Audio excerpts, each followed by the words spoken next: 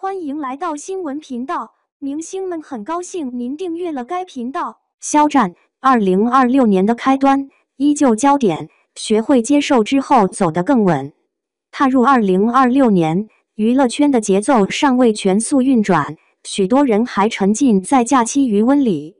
但肖戰已經再次成為開年最先被討論的名字。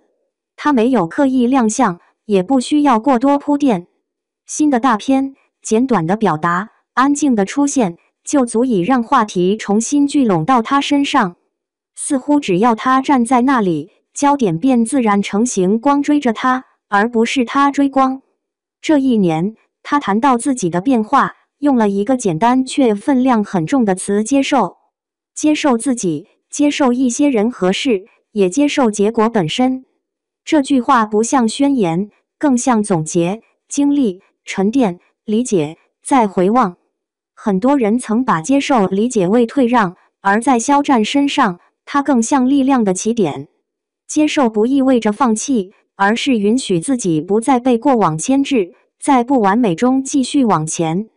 過去幾年，他一直處在高壓的注視與期待中，焦點讓人看見，也伴隨重量。但如今的肖戰明顯更從容，他依然被關注，卻不再為被關注本身而焦慮。以前他似乎總在奔跑，生怕慢一步，如今步伐依舊向前，卻多了沉穩與鬆弛。焦點仍在，卻不再是目的，而是副產物。新拍攝的大片呈現出另一種安靜的鋒芒，光影柔和，構圖留白，整組畫面更像氛圍敘事，沒有誇張情緒，沒有過度擺拍，而是讓狀態自然流動。那種時尚感不是靠造型堆砌，而是靠氣質撐起。他站在鏡頭前，仿佛在說：“我存在，就是答案。”粉絲讀懂了他的變化，於是評論裡常見一句：“他還是那樣發光，只是光更往裡走。”這句話精準。平和不是削弱，穩重不是失去鋒芒，相反，鋒芒沉入骨子裡後，更顯力量。2026年對他來說是新的空白頁，新作在準備，劇目在醞釀，觀眾期待值保持高點。他不再強調證明什麼，也不急着頻繁亮相，而是讓作品成為最有說服力的聲音。節奏慢一點，腳步穩一點，卻走得更長更遠。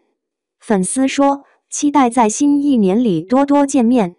這句見面不是字面意義的相見，而是在角色裡，在舞台上，在每一次出現的狀態中，看見他不斷成長。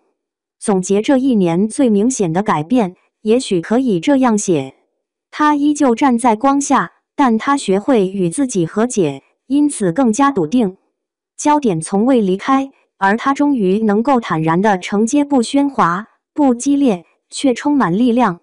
2026剛剛開始，故事還在展開。願下一次再見，不只是看到肖戰，而是看到他帶來的又一次更深、更穩的回答。